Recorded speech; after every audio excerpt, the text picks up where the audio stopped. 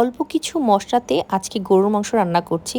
আর অনেকেই বলবেন এটা পেশোয়ারি বিফ। এটা আমার স্টাইলের পেশোয়ারি বিফ। আশা করছি সবার এই রান্নাটা ভালো লাগবে।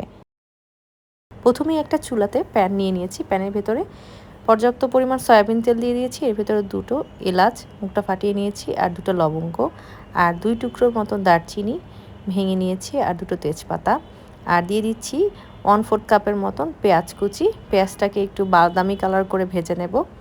পেঁয়াজটা যখন একটু বাদামি কালার হয়ে যাবে তখন আমি এর ভিতর দিয়ে দিচ্ছি আদা রসুন পেস্ট। এখানে আমি আদা রসুন পেস্ট ব্যবহার করছি প্রায় 1 টেবিল চামচের মতন। তো যেহেতু আমি এখানে প্রায় 1 কেজির মতন গরুর মাংস রান্না করছি, তাই আমি এখানে মশলাগুলো সেই পরিমাণে ব্যবহার করছি। আপনারা যদি কম বেশি করেন তাহলে সেই অনুযায়ী মশলাগুলো বাড়িয়ে নেবেন। তো আদা রসুন বাটাটাকে একটু ভালোভাবে তেলের সাথে কষিয়ে নিয়েছি। কষানো হয়ে গেলে এর ভেতরে গরম পানি দিয়ে দিচ্ছি অল্প একটু পরিমাণে মশলাটা কষানোর জন্য। 1/2 চা চামচ পরিমাণ হলুদের গুঁড়ো দিয়ে দিচ্ছি। 1 টেবিল চামচ লাল মরিচের গুঁড়া, আর এর ভেতরে অ্যাড করছি সামান্য একটু লবণ স্বাদ মতো। তারপর গরম পানি দিয়ে এই মশলাটাকে আমি খুব ভালোভাবে কষিয়ে নেব। আমি আগেই বলেছি অল্প কিছু মশলা দিয়ে আজকে গরুর মাংসর ভুনা করব, আর সেই ভুনাটা একটু ঝোলঝোল হবে, অনেকটা পেশোয়ারি বিফের মতন। আমরা কিন্তু অনেকেই পেশোয়ারি বিফ খেয়েছি রেস্টুরেন্টে। আজকে চেষ্টা করছি ওরকমই পেশোয়ারি বিফের মতনই রান্না করতে, কিন্তু অল্প মশলা দিয়ে। এখন মাংসটাকে খুব ভালোভাবে কষিয়ে নেব ঢাকনা দিয়ে দিয়ে। চুলার আঁচটা মিডিয়াম টু হাইতে থাকবে।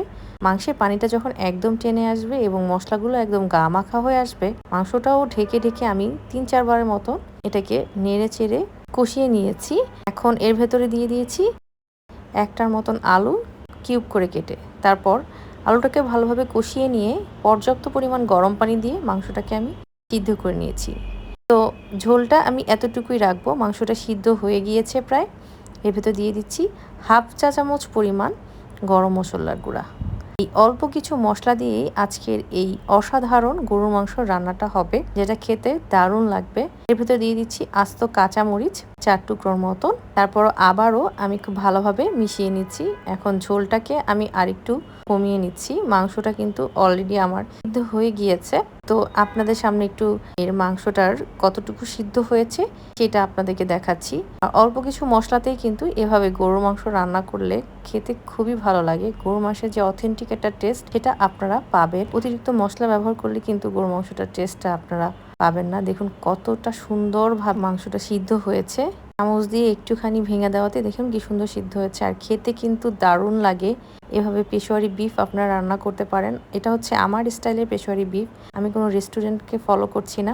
খুব কম মশলা দিয়ে আমি পেশোয়ারি বিফটা রান্না করেছি। সবাই ভালো থাকবেন, সুস্থ থাকবেন। আল্লাহ হাফেজ।